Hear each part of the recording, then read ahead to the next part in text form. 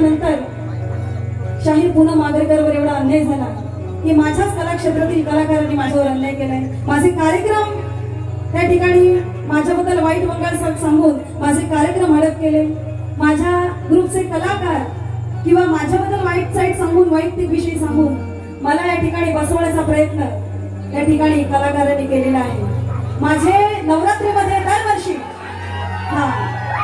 माझे नवरात्रीमध्ये सकाळ ते संध्याकाळ कार्यक्रम असतात. रसिक हो, या कलाकारांनी माझ्यावर एवढा अन्याय केलाय. मी बुवांना म्हणत नाही, बुवांनी मला साथ दिलेली आहे. बुवांना तुम्हाला खरोखर धन्यवाद देते मी. आमच्या जोडीला जळणूक खूप आहे या ठिकाणी, भरपूर त्रास झाला आहे या ठिकाणी. माझे वैयक्तिक विषय घेऊन या ठिकाणी कलाकारांनी मला एवढा त्रास दिला वैयक्तिक माझ्या विषयाचा की तो त्रास अजूनही भोगत आहे. असू द्या, हेही दिवस निघून जातील. परमेश्वर माझ्या पाठीशी आहे. मी कोणाचं वाकडं केलेलं नाही. माझा परमेश्वर वाईट करणार नाही.